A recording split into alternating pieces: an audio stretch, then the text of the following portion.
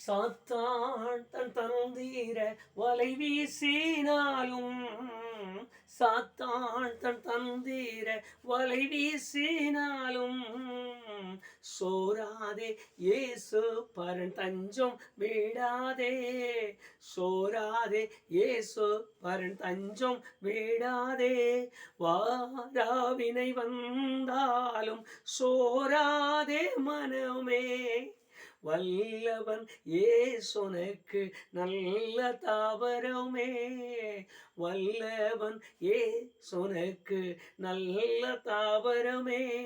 தன்னுயிர் ஈந்திட்ட உன் இயேசுநாத, தன்னுயிர் ஈந்திட்ட உன் இயேசுநாத, தள்ளுவாரோ அன்பு கொள்வார் உன் மீது, தள்ளுவாரோ அன்பு கொள்வார் உன் மீது.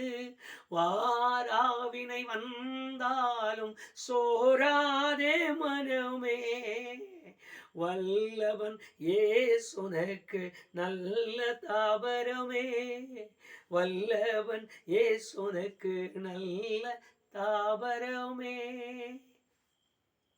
வானத்திலும் பூமியிலும் அதிகாரம் பெற்ற இயேசு கிறிஸ்துவின் இணையற்ற நாமத்தினாலே மறுபடியும் தேவ சமூகத்தில் சேர்வதற்கு கர்த்தர் கொடுத்த நல்ல கிருபைக்காகவும் தருணத்திற்காகவும் வாயார மனமாற அவரை ஸ்தோத்தரித்து துதித்து அவரோடு நம்மோடு கூட ஒன்று சேர்ந்திருக்கிற அவரோடு கூட நாம் இணைந்தவர்களாய் நிற்க எந்த நாளிலும் கர்த்தர் நமக்கு இரக்கம் காண்பிப்பாராக. வேதத்தில் நடந்த ஒரு சம்பவத்தை நம்முடைய மனதிலே கொண்டு வந்து அந்த காரியத்தினுடைய ஒரு சிறு பாகங்களாக கொஞ்சம் நாம் நம்முடைய உள்ளத்தை ஸ்திரப்படுத்துவதற்குரிய காரியமாக ஆவியானவர் நமக்கு அவைகளை மாற்றி அமைக்கும்படி நம்மோடு கூட அவர் இடைப்படும்படி அவருக்கு நல்ல சந்தர்ப்பத்தை நாம் விட்டுக் கொடுப்போமாக. எழுதியிருக்கிற ஒரு வேத பாகத்தை நான் நினைவிலே கொள்கிறேன். லூக்கா சுவிசேஷம் 10வது அதிகாரம் 38வது வசனத்தில் எழுதின ஒரு வேத பாகத்தை நம்ம இன்றைக்கு வாசிக்கலாம். ஒரு முறை இயேசு கிறிஸ்து வழி பிரயாணமாய் நடந்து போய் கொண்டிருக்கிறார். அவரை பார்த்தவர்கள் அவர் பூமியில் இருக்கும் பொழுது அங்கு நடந்த சம்பவங்களை நாம் முதலாவது மனதிலே கொள்ளுவோம். நடந்தவைகள், அவர் யூத குலத்தை சேர்ந்தவராக யூத குலத்தில் பிறந்தவராக இருந்ததால் ஜனங்களோடு கூட நெருங்குவதற்கு பழகுவதற்கு ஜனங்கள் அவரிடத்தில் சேர்வதற்கு கூட ஒருவேளை தயக்கம் காட்டியிருக்கலாம்.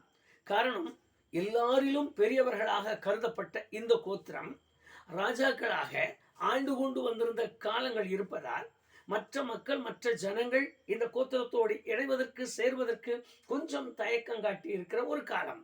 அதோடு கூட இந்த யூத குலத்தில் உள்ளவர்கள் மற்றவர்கள் பழகும் பொழுது அவர்களோடு பழகினால் கூட இவர்களும் பழகுவதற்கு சங்கடங்கள் நிறைந்தவர்களாய் வாழ்ந்த ஒரு காலம். அவரிடத்தில் நீங்கள் வேதத்தை வாசிக்கும் பொழுது அன்றைக்கு நடந்த சம்பவத்தை நம்முடைய நினைவில் கொண்டு வரலாம். இவர் பாவிகளோடு இருக்கிறார், ஆயக்காரரோடு இருக்கிறார், இவர் அந்த குஷ்டரோகிகளோடு இருக்கிறார். இப்படியெல்லாம் அவர் தன்னை தொடுகிறவன் இன்னான் என்று இவர் அறியாதிருக்கிறார். இப்படி அவரை பேசிக்கொண்டிருந்து அவரை விட்டு இடரல் அடைந்து அவரை விட்டு பின்வாங்கி போன ஏராளமான மக்களை நாம் அறிந்திருக்கிறோம். அது கூட இருக்க இந்த அருமையான மரியாள் மார்த்தாள் என்கிற அந்த குடும்பத்தையும் நாம் நம்முடைய நினைவிற்கு கொண்டு வரலாம்.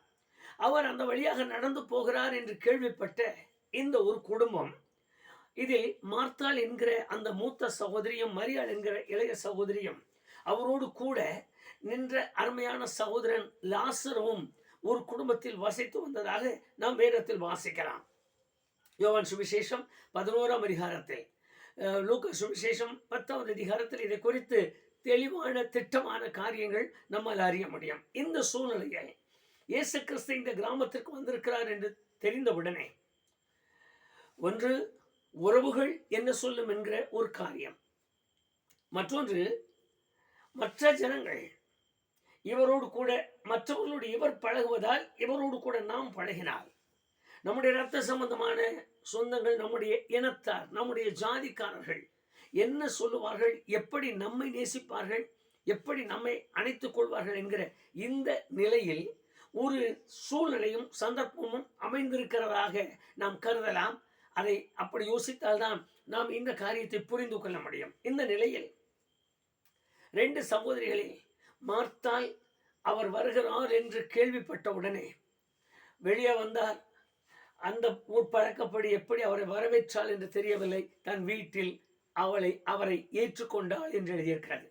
மார்த்தாள் அவருக்கு இடம் கொடுத்து, வாங்கய்யா என் வீட்டில் இன்னைக்கு இருங்க, இன்னைக்கு நீங்கள் சாப்பிடணும், இன்னைக்கு என் வீட்டில் நீங்கள் தங்கணும். ஒருவேளை உறவு முறையா அல்லது விசுவாச மார்க்கத்தில் தேவகுமாரன் என்கிற விசுவாசத்தின் தன்மையோ ஏதோ ஒரு விதத்தில் அவரை நேசிக்க தொடங்கினார். நீங்கள் யோவான் சுவிசேஷம் 11ஆம் அதிகாரம் 5வது வசனத்தில் நீங்கள் வாசிப்பீர்களானால் அங்கு எழுதின ஒரு வார்த்தையை நாம் கவனிக்கலாம். இயேசு மார்த்தாள் இடத்திலும் மரியாள் இடத்திலும் லாசருவின் இடத்திலும் மிகவும் அன்பாயிருந்தார் என்று எழுதியிருக்கிறது. அவருக்கு மகிமை உண்டாகட்டும். என் வீட்டுக்கு வாங்க, உட்காருங்க, இங்க சாப்பிட்டுட்டு போகலாம், இவ்வளவு கிராமத்துக்கு வந்துட்டீங்க, அழைத்த அழைப்பை ஏற்று அவர் உள்ளே நுழைந்தார். அந்த குடும்பத்தின் மேல் அவர் வைத்த அன்பு, அந்த குடும்பத்தின் மேல் அவர் வைத்த பாசம் அதிகமாய் நேசிக்க தொடங்கினார். நான் ஜெப வேலைக்கு போகும் வரைக்கும் இந்த வார்த்தை உங்கள் இருதயத்தை விட்டு நீங்க வேண்டாம். அவர் அவர்களை நேசிக்க தொடங்கினார். அவர் அவர்களை நேசிக்க தொடங்கினார். அவருக்கு மகிமை உண்டாகட்டும். இந்த சூழ்நிலையில் தான் அருமையான சகோதரிகள் 2 பேரும் செய்த ஒரு வேலை நம்முடைய நினைவிற்கு நாம் கொண்டு வரலாம். அங்கு எழுதின அந்த வார்த்தையை நீங்கள் கவனித்து பாருங்கள். வித்தியாசமான வேலையை செய்ய தொடங்கினார்கள். லூக்கா சுவிசேஷம் 11ஆம் அதிகாரம் 38வது வசனத்தில் 2 பேரும் ஆளுக்கு ஒரு வேலையை செய்ய தொடங்கினார்கள். இந்த வேலை வித்தியாசமான வேலை. அது ஒரு டிபார்ட்மெண்ட் பிரிக்கிறது போல, பகுதி பிரிக்கிறது போல. ஒன்று நீ சமையலை பார்த்துக்க, நான் அவரை கவனிச்சுக்கிறேன், இப்படி சொல்லுகிறது போல அங்கே நடந்த ஒரு சிறு வேடிக்கையான சம்பவம். ஒரு தாய் அவர் பாதத்தில் அமர்ந்து கொண்டார்.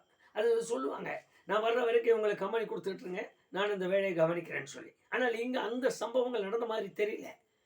இந்த அம்மா இயேசுவின் பாதத்தில் உட்கார்ந்து அவர் சொல்லுகிற வார்த்தைகளை கேட்டுக்கொண்டிருக்கிற ஒரு சந்தர்ப்பம். நம்ம சில நேரத்தில் சொல்லுவோம் நம்ம பிள்ளைகளை, இயேசுனா பைபிள் பைபிள் பைபிள்னு பைபிளே படிச்சுட்டு இருந்தேனா, சாப்பாடு எங்கிருந்து வரும், சாப்பாடு தானே வருமா கேட்பாங்க. ஆண்டவர் ஆண்டவர் ஆண்டவர் ஆண்டவரையே தேடிட்டு போனா எங்கிருந்து சாப்பாடு வரும், யாரும் உனக்கு சம்பாரிச்சு கொடுப்பாங்க, எப்படி உன் தேவைகள் சம்பவிக்கப்படும். இது பேச்சு வாக்கிலேயே நாம் பேசிக்கொள்கிற ஒரு காரியம். எங்க பேசாம அந்த அம்மா போய் பாதத்தில் உட்கார்ந்துட்டாங்க ஒரு அம்மா. இது உட்கார்ந்து அவர் சொல்லுகிறதை கேட்டுக்கொண்டே இருக்கிற ஒரு நேரம். ஆனால் மார்த்தாள்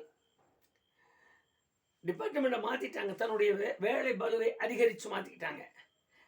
நம்மை தேடி வந்திருக்கிறார், நம்ம வீட்டுக்கு வந்திருக்கார், அவரை சும்மா அனுப்பக்கூடாது. நல்ல ஆகாரம் கொடுக்கணும், சாப்பாடு கொடுக்கணும், அவருக்கு ஏதாவது ஒன்று செய்து அனுப்பணும், அவர் திருப்தியா இங்கிருந்து போகணும். இந்த ஒரு கோணத்தில் அந்த தாய் திரும்பினார். அது திரும்பினது என்ன தப்பு நம்ம கேட்கிறோம், என்ன தப்பு அவர் செஞ்சிருக்கலாம்ல, சாப்பாடு கூட செய்யாமல் இருந்தா அது அவர் ஆண்டவர் சொல்லும்போது கவனிச்சிங்கன்னா இன்னும் காரியமாக இருக்கும். அந்த அம்மா கோவப்பட்டு ஆண்டவர்கிட்ட சொல்கிறாங்க, இந்த மார்த்தாள் என்கிற அம்மா மரியாள் கிட்ட சொல்கிறாங்க, என்னையா உங்களுக்கு அங்கே வந்து உட்காந்துருக்கா, அவர்கிட்ட சொல்லுங்கள், கொஞ்சம் சட்டி பண்ணியெல்லாம் கழுவ சொல்லுங்கள், இந்த காயெல்லாம் கொஞ்சம் அறுத்து கொடுக்க சொல்லுங்கள், நான் என்னென்ன மாதிரியெல்லாம் உங்களுக்கு செய்யணும்னு என் மனதில் நினைத்திருந்தேன், இந்த மாதிரியெல்லாம் நான் செய்து கொடுக்கணும்னு ஆசைப்பட்டேன், ஒன்றும் செய்கிறதுக்கு இல்லை, அங்கே பாரு உட்கார்ந்துருக்காள். என்ன தவறு, அது தவறு இல்லை, ஆனால் அதுக்குள்ள ஒரு தவறு அடங்கி இருக்கு.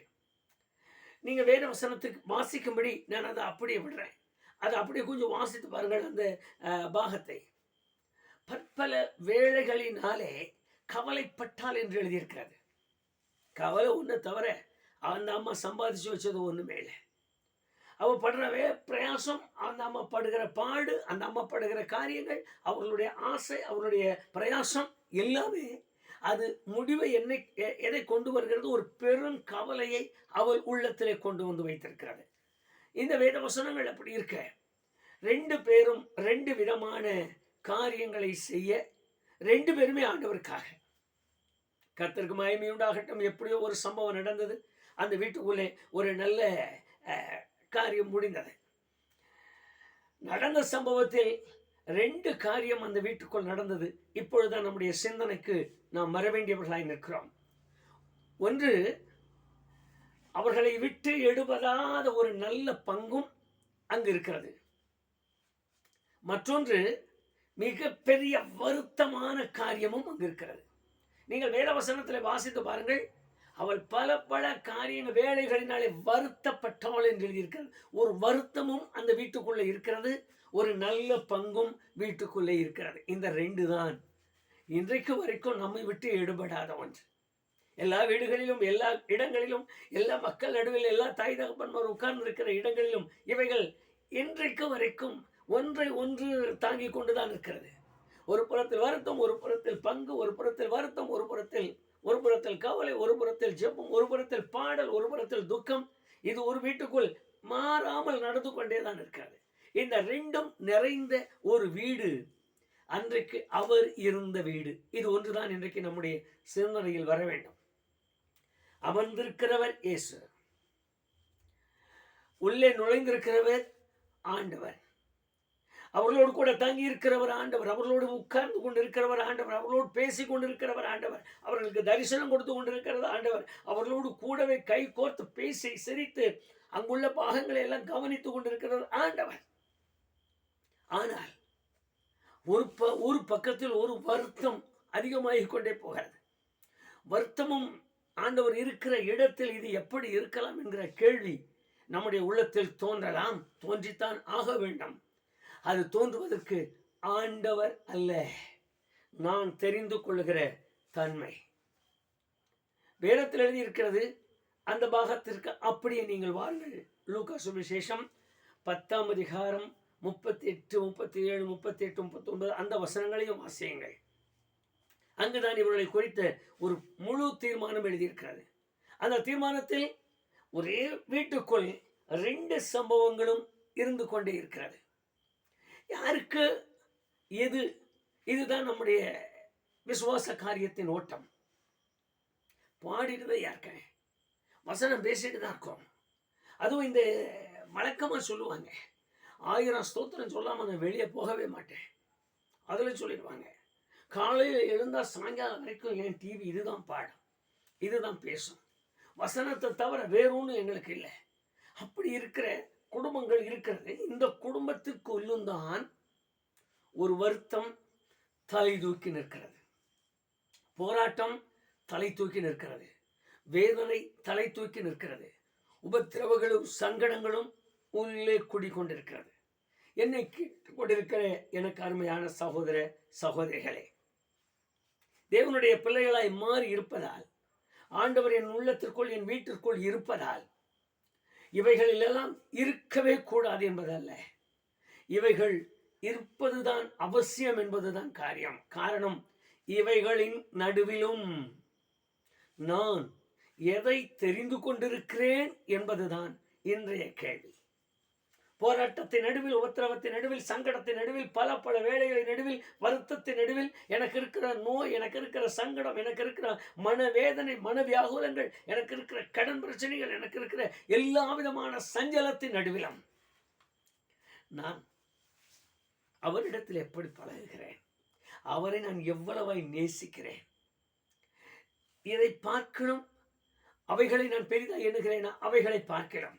நான் இவரை பெரிதாய் எண்ணுகிறேனா? அவர் சொல்லுகிற ஒரு வார்த்தையை கவனிங்கள். அங்கே நடந்த ஒரு சம்பவத்தை அப்படியே உங்கள் கண்களுக்கு முன்பாக, மனதில் நினைவிற்கு முன்பாக கொண்டு வாருங்கள். ஆண்டவரே, மத்தியானம் சாப்பாட்டுக்கு என்ன செய்வீங்க? இங்கே நான் அங்கே உட்கார்ந்துருந்தேன்னா இங்கே இந்த அடுப்பை எரிக்கிறது யார்? இதையெல்லாம் சமைக்கிறது யார்? மத்தியானம் சாப்பாடு வேணுமில்ல, கேட்டுட்டு தான் இருக்காங்க. அவர் சொல்கிறார், அதுவும் உண்மைதான். மற்றவங்க சொல்கிறாங்க, அதுவும் உண்மைதான், வேணும் தான். ஆனால் அதோடு அந்த காரியத்தை நிறுத்தி இருந்தால் பரவாயில்ல. அந்த அம்மாவுக்குள் இருந்த அந்த வருத்தம் தான் மிக பெரிய பிரச்சனைக்கு உரியராய் மாறிவிட்டது. ஒரு காரியத்தை நான் மறுபடியும் உங்களுக்கு சொல்றேன். ஆண்டவர் ஒரு காரியத்தை செய்ய தொடங்குவாரானால் நம்முடைய குடும்பங்களில், நம்முடைய வீடுகளில் தவறாக ஒரு நாள் ஒரு காரியத்தையும் செய்ய மாட்டார். நான் மறுபடியும் சுருக்கமாக அந்த வார்த்தையை உங்களுக்கு திருப்பி சொல்லுகிறேன். ஆண்டவர் உங்கள் வாழ்க்கையில் உட்கார்ந்து விடுவாரானால், வந்து விட்டால், ஆண்டவர் உங்களோடு கூட இருக்கிறார் என்கிற உணர்வு உங்களுக்கு இருந்து விட்டால், அவர் செய்கிற காரியங்களில் ஒரு நாளும் தவறு காணப்படாது. அவர் செய்வதெல்லாம் ஆசீர்வாதத்தின் மேன்மையுள்ளதாய் செய்வார். ஏன் அவர் அந்த வார்த்தையை மார்த்தாளை பார்த்து சொன்னார்? இதற்கு முன்பு நடந்த சம்பவங்களை எல்லாம் எண்ணி பாருங்கள். ஒரே வேளை ஆகாரத்தில் 40 நாள் ஓடின கர்த்தருடைய மனுஷன் இருக்கிறார். எப்ப சாப்பிட்டாரோ தெரியாது. 40 நாள் இரவு பகல் அவருடைய சமூகத்திலே பசி இல்லாத ஒரு மனுஷனாய் இருந்த மோசேயை எண்ணி பாருங்க. அப்பத்தினாலே மாத்திரமல்ல, வாயிலிருந்து வருகிற வார்த்தையினாலே பிழைக்கத்தக்கதான மகிமை அவரிடத்தில் இருக்கிறது. அவரே என் உள்ளத்தில் இருக்கிறார். நான் இப்ப மார்த்தாள் கிட்ட வந்துருவோம். அந்த மார்த்தாள் மாத்திரம் இப்ப நினைவு கூர்ந்து நம்முடைய ஜெப வேலைக்கு போகலாம். கவலையை போக்குகிற ஒருவர், வேதனைகளை மாற்றுகிற ஒருவர், வியாதிகளை சுகமாக்குகிற ஒருவர், எல்லா பிரச்சனைகளுக்கும் தீர்வு செய்கிற ஒருவர், எல்லா கவலைகளுக்குமே ஒரு முற்றுப்புள்ளி வைக்கிற ஒருவர், எல்லா வருத்தத்தையும் சுமந்து கொள்ளும்படியாய் வந்திருக்கிற ஒருவரே வீட்டுக்குள் அமர்ந்திருக்கிறார். ஆனாலும் சகோதரியை கவலை வருத்தம் வாட்டுகிறது. சகோதரி மிகுந்த பலவீனத்தால் வருத்தத்தை சுமந்து கொண்டிருக்கிறார். இன்றைக்கு என்னோடு கூட ஜெப வேலைக்கு போக ஆயத்தமாயிருக்கிற கர்த்தருடைய பிள்ளையே, எப்பொழுது தண்ணீர் முழுகினீர்களோ, எப்பொழுது பிதா குமாரன் பரிசுத்த ஆவியின் நாமத்தினாலே ஞானஸ்நானத்திற்கு ஒப்பு கொடுத்தீர்களோ, எப்பொழுது உண்மையாய் தொழுது கொள்கிறவரை ஆவியோடும் உண்மையோடும் தொழுது கொள்ளும்படி உங்களை அர்ப்பணித்தீர்களோ, எப்பொழுது ஜாதிகள் ஜனங்கள் தனக்கு உண்டாயிருக்கிறவைகள், நம்மோடு கூட போராடுகிறவைகள், நமக்கு விரோதமாய் இருக்கிறவைகள், நமக்கு உறவுக்கு உள்ளவர்கள், நம்மோடு கூட இணைந்து நின்று நமக்கு ஆதரவு தருகிறவர்கள் என்கிற அவ்வளவு பேரையும் வெறுத்து ஒதுக்கி தள்ளி இயேசுவை தனக்கு சொந்தமாய் உள்ளே அமர்த்து கொண்டீர்களோ, யார் என்ன சொல்றாலும் சரி, யார் எப்படி பேசினாலும் சரி, யார் என்னை வெறுத்தாலும் சரி, யார் என்னை அழைத்தாலும் சரி, யார் என்னை நேசிக்காவிட்டாலும் சரி, இயேசு எனக்கு போதும் என்று மார்த்தாள் வழியிலே நின்று அழைத்தது போல இயேசுவை அழைத்து உள்ளே உட்கார வைத்திருக்கிறீர்களோ, ஒரு காரியத்தை திரும்ப திரும்ப நினைவிற்கு கொண்டு வந்துருங்க. எல்லா வருத்தத்தையும், எல்லா பாரங்களையும், எல்லா துக்கங்களையும் சுமந்து கொள்ளும்படி அவர் வந்திருப்பதால் தேவைகள் எல்லாம் அவர் அறிந்தவராயிருக்கிறார். வேண்டியவைகளை அவர் அறிந்தவராயிருக்கிறார். என்ன காரியத்தை செய்ய வேண்டுமோ அது அவருடைய பொறுப்பிலே விட்டு விடுவோமானால் அவர் பார்த்துக் கொள்வார். இன்னும் அவர் பொறுப்புக்களை விடல. மாற்றால் அவர் பொறுப்புல விடல. ஒரு அம்மா பேசாம பாதத்தில் உட்கார்ந்துட்டாங்க. என்னமோ பண்ணுங்க, நீங்க என்ன எதை செய்தாலும் சரி. ஒரு தாய் பாதத்திலே உட்கார்ந்து கொண்டா. அந்த தாயை பார்த்து சொல்கிறார், நல்ல பங்கு, நீ தெரிந்ததெல்லாம் உனக்கு நல்ல பங்கு. வருத்தம் இல்லாத பங்கு, கஷ்டம் இல்லாத பங்கு, கண்ணீர் இல்லாத பங்கு, மனவேதனை இல்லாத பங்கு, துன்பம் இல்லாத பங்கு, துக்கம் இல்லாத பங்கு, எத்தனை போராட்டங்கள் வந்தாலும் அவைகளின் நடுவிலே துதிக்கிற பங்கு, ஸ்தோத்தரிக்கிற பங்கு, ஆர்ப்பரிக்கிற பங்கு, அவரை பாடி மகிழ்கிற பங்குக்கு நீ சரி. ஆனா இந்த அம்மா அவ்வளவு தூக்கி மனசுக்குள்ள போட்டு இன்னும் இறக்கி வைக்க முடியாம, இன்னும் அதை விட்டு விடாம, அதே நினைவு, அதே சிந்தை, என்ன நடக்குமோ, எப்படி ஆகுமோ, எப்படி வருமோ, இது என்னவா, இது வேகமா, இது வேகாதா, இது அறுக்கப்படுமா, இது அறுக்க முடியாதா, இது அவருக்கு கொடுப்பனா கொடுக்காத, இதே பிரச்சனையில குழப்பி குழப்பி குழப்பி குழப்பி மனதை காயப்படுத்தி புண்படுத்தி வருத்தத்தோடு இருக்கிற ஒரு தாய். கொஞ்சம் நம்மையும் ஆழமா சிந்திங்க. என்ன மாதிரி சூழ்நிலையில இப்போ ஆண்டவருடைய சமூகத்தில் நிற்கிறோம். அவர் என் உள்ளத்திற்குள்ளே அமர்ந்திருக்கிறார். நீங்க வாசிங்க, யோவான் சுவிசேஷம் 14ஆம் அதிகாரம் 23வது வசனத்திலும், வெளிப்படுத்தல் 3ஆம் அதிகாரம் 20ஆம் வசனத்திலும் ஒரு நேர்த்தியான பாகம் உண்டு. அவனிடத்தில் வந்து அவனோடு தங்குவேன், அவனோடு போஜனம் பண்ணுவேன், அவனுக்குள் இருப்பேன் என்று எழுதினார். எனக்குள் இருக்கிறார், என் வீட்டுக்குள் இருக்கிறார், எனக்குள் அவர் அமர்ந்திருக்கிறார். நான் அவரை வைத்து கொண்டுதான் அவர் மேல் என் பாரத்தை வைக்கல, நானே என் வருத்தத்தை சுமப்பதால் இன்னும் அலசடிப்படுகிறேன், இன்னும் மனவேதனைப்படுகிறேன், இன்னும் துக்கப்படுகிறேன். ஆனால் ஒரு சகோதரி எதையும் நினைக்கல. யார் என்ன சொன்னாலும், யார் எது நடத்தினாலும், யார் எதை பேசினாலும் நான் ஒரு பாதத்தில் அமர்ந்து விட்டேன், அவர் பார்த்து கொள்வார். இந்த சகோதரி அப்படியெல்லாம் இல்லை. கத்தி எடுத்து வெட்டினா தான் வெட்டும், அறுத்தாதான் அறுபடம், கிளறி விட்டா தான் வேகம், உப்பு போட்டால் தான் உரைக்கும். இந்த அம்மா இந்த காரியத்துக்கு போயிட்டாங்க. அங்கே கொஞ்சம் கைக்கு கிடைக்காத போன உடனே வெங்காயத்தை வச்சுட்டு தேடி இருப்பாங்க, கத்தியை வச்சுட்டு தேடி இருப்பாங்க, சொரக்க அறுத்துட்டு அதை வச்சுட்டு தேடி இருப்பாங்க. இதெல்லாம் தேடி கிடைக்கலன்னு எத்தனை தடவை வாய் சப்பிருப்பாங்க, எத்தனை தடவை சப்பை கூட்டு போட்டிருப்பாங்க, எத்தனை தடவை ஐயோ எங்கே வச்சு தொலைஞ்சனோ தெரியலையே, எங்க போச்சோ தெரியல, இந்த அவசரத்துல கையும் ஓடல காலும் ஓடல, இது எல்லாமே பேசியிருப்பாங்க. இதனாலதான் வருத்தம் வந்திருக்கு. பாரத்தை இறக்கி அவர் மேல் வைங்க, வேதத்தில் எழுதியிருக்கு. சங்கீதம் 50 அருமையான ஒரு வேதவசனம் இருக்கு. கர்த்தர் மேல் உன் பாரத்தை வைத்து விடு. 1 பேதுரு 5ஆம் அதிகாரத்தில் ஒரு அருமையான வேதவசனம் இருக்கு. அவர் உங்களை விசாரிக்கிறவர் முடியாது, உங்கள் கவலைகளை அவர் மேல் வைங்க, அவரே பார்த்துக் கொள்வார். அவர் பார்த்துக் கொள்வார். என் துக்கத்தையும் என் பாடுகளையும் எஸ்ஐ 53ஆம் அதிகாரத்தில் எழுதியிருக்கிற துக்கம், பாடு, வேதனைகளை சுமந்து கொண்டவர் இந்த சாதாரண காரியங்களையும் நமக்கு சுமந்து கொண்டு நம்மை லகுவாக்க மாட்டாரா? சோர்ந்து போகாதீங்க.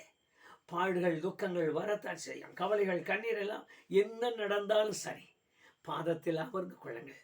அமர்ந்திருக்கிற பாதம் நமக்கு ஆறுதலும் சந்தோஷமும் பாரங்களற்ற நிலையுமாய் மாற்றும். நான் அவர் பாதத்தை விட்டு கொஞ்சம் தூரம், யாரோ சொன்னாங்க, யாரோ சொல்லிட்டு இருக்காங்க, ஏதோ நினைக்கிறாங்க, என்னுடைய விசுவாச காரியத்தில் இவைகளையெல்லாம் என் மனதிற்குள்ளே வைத்து நான் நகரத் தொடங்கினால், அசைய தொடங்கினால், நான் கொஞ்சம் வலதுபுறம் இடதுபுறம் சாய தொடங்கினால் வருத்தம் என்னை சூழ்ந்து கொள்ளும், பாரம் என்னை சூழ்ந்து கொள்ளும். அதிலிருந்து என்னை விடுவிப்பார் யார்? அதிலிருந்து என்னை யார் மாற்றி அமைப்பார்கள்? இந்த நிலையில் அவருடைய பாதத்தில் விழுந்து, நான் உமது பாதத்திலே அமர்ந்து உம்மிடத்தில் இருக்கிற கிருபைகளை ஒன்று விடாமல் பெற்றுக்கொள்ளத்தக்க கிருபை எனக்கு தாரும் என்று ஜெபத்தோடு கூட அவர் பாதத்தில் நாம் பிரார்த்திக்கலாமா? நல்ல பிதாவே, உமது முகத்தை பார்க்கும்படி எங்களுக்கு தந்த பெரிய கிருபைக்காக நன்றி சொல்லுகிறோம். ஒரு சிறு பாகம், வழியிலே போகும் பொழுது மார்த்தாள் உம்மை வீட்டுக்கு ஏற்றுக்கொண்டாள் என்கிற இந்த ஒரு சின்ன பாகம்தான். ஆனால் நாங்கள் வாசிக்கும் பொழுது ஏற்றுக்கொண்ட மரியாள், ஏற்றுக்கொண்டவரை தனக்கு சகாயராய் எண்ணாமல், தனக்கு அவர் உபகாரியாய் எண்ணாமல், தன்னுடைய காரியங்களை அவர் பார்த்து கொள்வார் என்கிற அந்த காரியத்தை எண்ணாமல் மறுபடியும் வருத்தப்பட்டிருந்தது போல, ஆண்டவரே இன்றைக்கு கிறிஸ்தவர்களாக மாறின, ஆண்டவரை ஏற்றுக்கொண்ட கர்த்தருக்கென்று வாழ்கிற விசுவாசத்தில் காலூன்றி நிற்கிற அநேக கர்த்தருடைய பிள்ளைகள் இந்த மார்த்தாளை போலதான். ஆண்டவர் தங்களிடத்தில் இருக்க, ஆண்டவர் தங்களோடு இருக்க, ஆண்டவர் தங்களிலே வாசம் பண்ணி கொண்டிருக்க, அவர் காரியங்களை கேட்க, ஜெபிக்க, பாட, துதிக்க இருக்கிற எவ்வளவு காரியங்கள் ஆனாலும் அவைகளையெல்லாம் மறந்து இன்னும் அந்த வருத்தம், இன்னும் அந்த வேதனை, இன்னும் அந்த துக்கம், இன்னும் அந்த மனபாரங்கள் அவர்கள் உள்ளத்தை வாட்டி வதைக்கிறதையா. சிந்தைகள் எல்லாம் வேறு வேறு இடங்களில் தன்னுள்ளே உட்கார்ந்திருக்கிற ஒரு மேல் சிந்தை இல்லாமல் அலசடிப்படுகிற ஒரு நிலையில் இருந்த அந்த சகோதரியை நாங்கள் பார்க்கிறோம். யோவான் 11:5 கர்த்தர் அவர்களை நேசித்தார் என்று எழுதியிருக்கிறது. நேசித்து இருந்தும் அந்த நேசத்தை உணர்ந்து கொள்ள முடியாதது போல அந்த தாய் செய்த இந்த காரியத்தின் மூலமான இந்த காரியத்தை போல ஆண்டவரே, யாரெல்லாம் இன்னும் அந்த பாரம், இன்னும் அந்த துக்கத்தை தாங்களே சுமந்து கொண்டு தங்களோடு இருக்கிறவர் மேல் வைத்து விட முடியாத உணர்வற்றவர்களாய் நிற்கிறார்களோ ஒவ்வொருவருக்காக கருத்தாய் ஜெபிக்கிறோம். என்னை கேட்டுக்கொண்டிருக்கிற அவ்வளவு பேருடைய இருதயத்தையும் நீர் மாற்றித்தாரும். அவர் தனக்குள் இருக்கிறார் என்கிற அந்த உள்ளான விசுவாசத்தை தார். தங்களோடு இருக்கிறார் என்கிற விசுவாசத்தை தார். தன் காரியத்தை அவர் விசாரித்துக் கொண்டு இருக்கிறார் என்கிற அந்த ஆழமான உணர்வை தார். நான் சொல்ல அவர் கேட்கிறார் என்கிற அந்த நம்பிக்கை தார். நான் பேச அவர் அதை கவனிக்கிறார் என்கிற அந்த விசுவாசத்தை அவர்களுக்குள் தார். என்ன நடந்தாலும் அவர் பார்த்து கொள்வார் என்கிற அந்த ஆழமான நம்பிக்கையில் உம்முடைய பிள்ளைகளை கொண்டு வருவீராக. அவர்கள் பாருங்கள், அந்த மார்த்தாள் சகோதரி சுமந்து கொண்ட, அவள் தனக்குள்ளே உண்டு பண்ணி கொண்டிருந்த வருத்தத்தை போல உம்மோடு இருக்க வேண்டிய, உம்மிலே இருக்க வேண்டிய பிள்ளைகள் ஒருவரும் வருத்தத்தாலும் சஞ்சலத்தாலும் பாரத்தாலும் துக்கத்தாலும் அலைக்கழிக்கப்படாதபடிக்கு ஆண்டவரே உம்முடைய மிகுந்த கிருபையினாலே அவர்கள் தேற்றப்படட்டும், அவர்கள் ஆறுதல் அடையட்டும், மகா கிருபைக்குரியவர்களாய் மாற உம்முடைய கரத்திலே ஒப்பு கொடுக்கிறோம். ஆசீர்வதிக்கவே ஆசீர்வதியும். இயேசு கிறிஸ்துவின் நாமத்தில் ஜெபிக்கிறோம் பிதாவே, ஆமென். மார்த்தாளுக்கும் மரியாளுக்கும் தமது மிகுந்த கிருபையை விளங்க பண்ணும்படி அவர்களோடு தங்கியிருந்து அவர்களை ஆசீர்வதித்தவர் உங்களுக்கும் தமது கிருபையை விளங்க பண்ணி ஆசீர்வதித்து மேன்மைப்படுத்தி பலப்படுத்துவாராக. ஆமென்.